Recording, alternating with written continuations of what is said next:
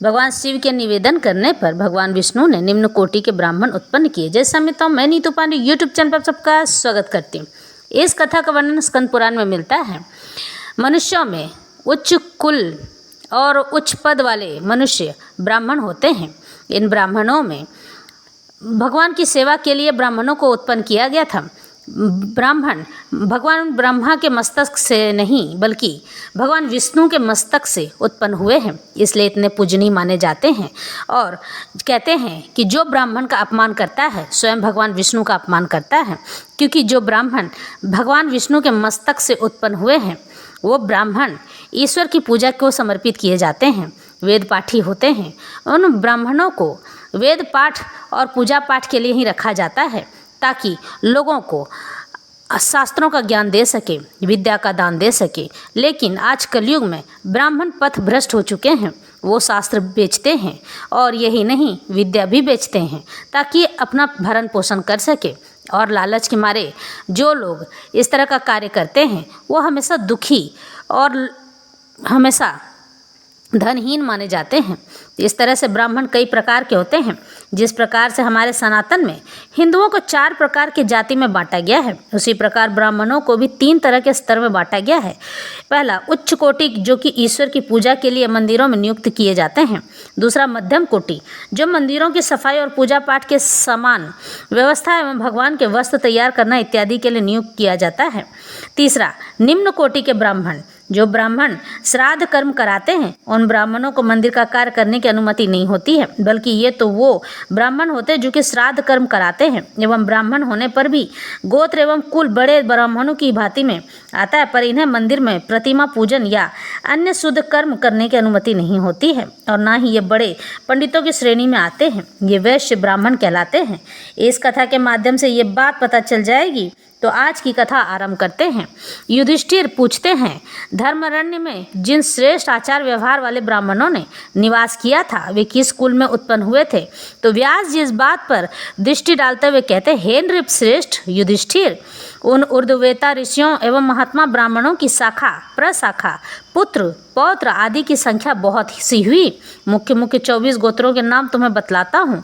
भारद्वाज, वत्स, कौशिक, कुश, शांडिल्य, काश्यप, गौतम, छंदन, जातुकर्ण्य, वत्स, वशिष्ठ, धारण, आत्रेय, भांडिल, लौकिक, कृष्णायन, उपमन्यु, गार्ग्य, मुदगल, मौष्यक, पुण्यासन, पराशर, कौंडिन्य तथा गंगासन। इन गोत्रों में उत्पन्न ब्राह्मण वेदों के पारंगत विद्वान, नाना प्रकार के यज्ञ के अनुष्ठान में तत्पर रहते हैं, द्विज पूजन कर्म में संलग्न, सत्कर्म परायण तथा गुणवान हुए। धर्मारण्य निवासी सब ब्राह्मण सदाचारी, अत्यंत दक्ष, वेद शास्त्र परायण होते हैं, यज्ञकर्ता होते हैं तथा सत्य और शौचाचार में प्रवृत्त हो रहने वाले हैं। राजा युधिष्ठिर पहले वहाँ के ब्राह्मणों को यक्ष, राक्षस और पिशाच आदि व्याकुल किए रहते थे। तब उन ब्राह्मणों ने देवताओं से कहा, हे देवगण, यक्ष और राक्षस आदि से हम बड़े सताए जाते हैं, अतः उनके भय से हम इस उत्तम स्थान को त्याग देंगे। यह सुनकर देवताओं ने लोकहित की कामना से ब्राह्मणों की रक्षा के लिए प्रत्येक गोत्र में एक योगिनी की स्थापना की। योगिनी हमारी कुलदेवियाँ होती हैं।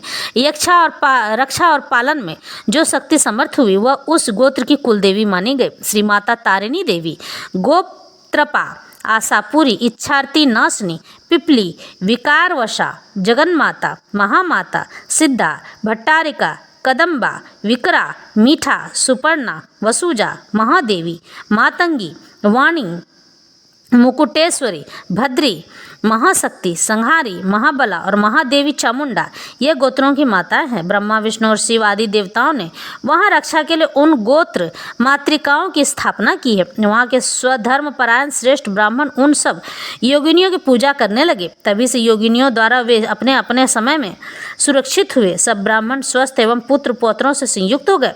हे राजन, 100 वर्ष बीतने के बाद ब्रह्मा, विष्णु और शिव धर्मारण्य को देखने के लिए, यानी कि धर्म का काम हो रहा है कि नहीं उसे देखने के लिए सुबह सुबह उठकर सूर्योदय के समय उत्तम विमान पर बैठकर आए। उस समय ब्राह्मण लोग समिधा यानी कि आम की लकड़ी, सूखी लकड़ी लेने के लिए, पुष्प यानी फूल और कुशा लाने के लिए आश्रम छोड़कर सब दिशाओं में चले गए।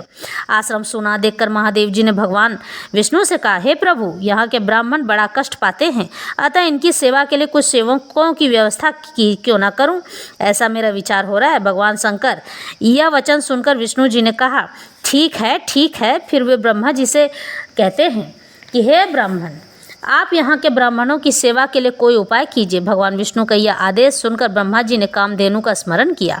स्मरण करने से कामधेनु उसी क्षण वहाँ आ गई। तब ब्रह्मा जी ने कामधेनु से कहा, हे माते, इन ब्राह्मणों में से प्रत्येक के लिए 2-2 शुद्ध हृदय वाले अनुचरों की व्यवस्था करो। बहुत अच्छा कहकर उस कामधेनु ने खुर से पृथ्वी को खोदा और हुंकार किया। इससे 36,000 शिखा सूत्रधारी मनुष्य प्रकट हो गए। वे सभी महाबली वैश्य थे। उन्होंने यज्ञोपवीत धारण कर रखा था, यानी जनेऊ। वे सब शास्त्रों में चतुर थे, ब्राह्मण भक्त थे, ब्राह्मणों का हित चाहने वाले, तपस्वी, उत्तम आचार वाले और धार्मिक थे। उस समय एक एक ब्राह्मण के लिए 2-2 अनुचर दिए गए। राजन, ब्राह्मण का पहले जो गोत्र बताया गया वही उनके अनुचर का भी हुआ, यानी कि जो नए ब्राह्मण वैश्य पैदा हुए उन लोगों का भी गोत्र वही हुआ जो बड़े ब्राह्मणों का था। उसके बाद ब्रह्मा जी ने उनके हित के लिए कहा, तुम सब लोग इन ब्राह्मणों का वचन मानो, यानी उनकी हर बात मानो और उन्हें जिस जिस वस्तु की आवश्यकता हो उसे ला कर दिया करो। प्रतिदिन समिधा यानी कि आम की सूखी लकड़ी हवन करने के लिए, कुशा और फूल आदि ले आओ।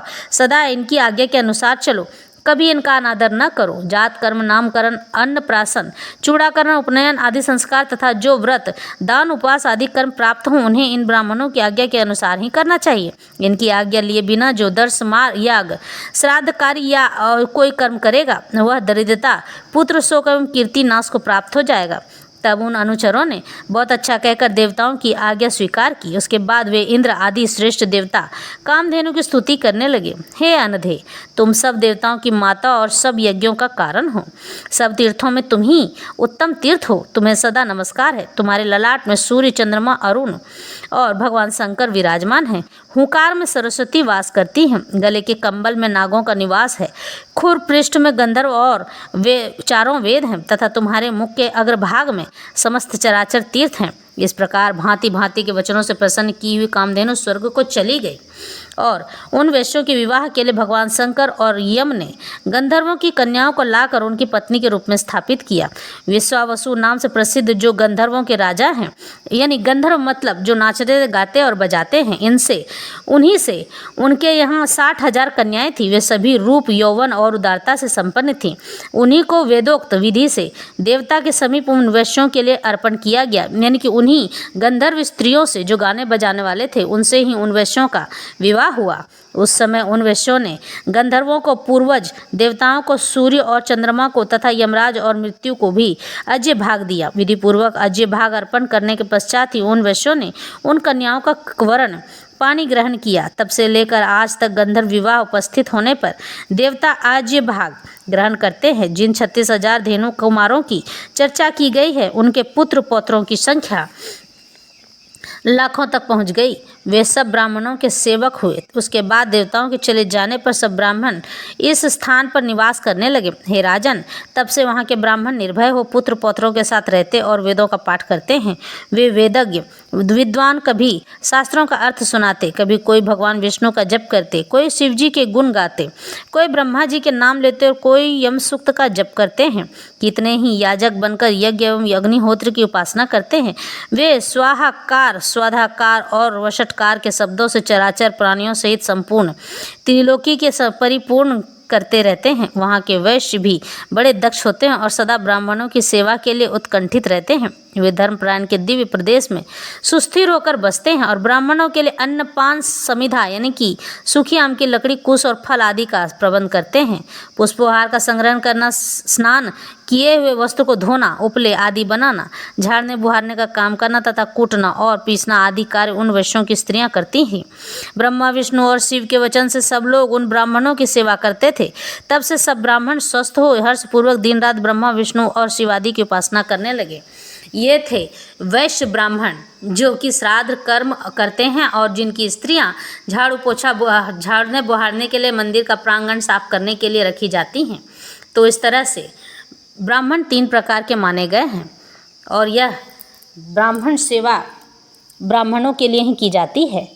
इसके अलावा और कोई नहीं किया जाता है। वैसे ईश्वर ने हमारे जात कर्म को हमारे कर्मों के अनुसार बांटा है। कर्म का मतलब है कि जब आप किसी से ईर्ष्या करते हैं तो आप कर्म बंधन में पड़ जाते हैं, यानी सामने वाला आपसे ईर्ष्या नहीं करता है और आप उससे ईर्ष्या करते हैं तो आपको ईश्वर कर्म बंधन में बांध के, यानी जन्म और मृत्यु के चक्र में बांध के बार बार जन्म लेने के लिए आपको छोड़ देते हैं और कहते हैं कि जाओ और तुम देखो, तुम जो ईर्ष्या कर रहे थे तुमसे भी बड़े बड़े ईर्ष्या वाले लोग हैं, जाओ तुम इसी कर्म बंधन में पड़े रहो। और जब तक उसे उस ईर्ष्यावादी विवाद से, उस वचन से और उसके मन से ईर्ष्या चली न जाए तब तक उसे जन्म लेना पड़ता है, मृत्यु को भोगना पड़ता है, 9 महीने गर्भ को तड़पना पड़ता है। इसलिए मनुष्य को ईर्ष्या नहीं करना चाहिए।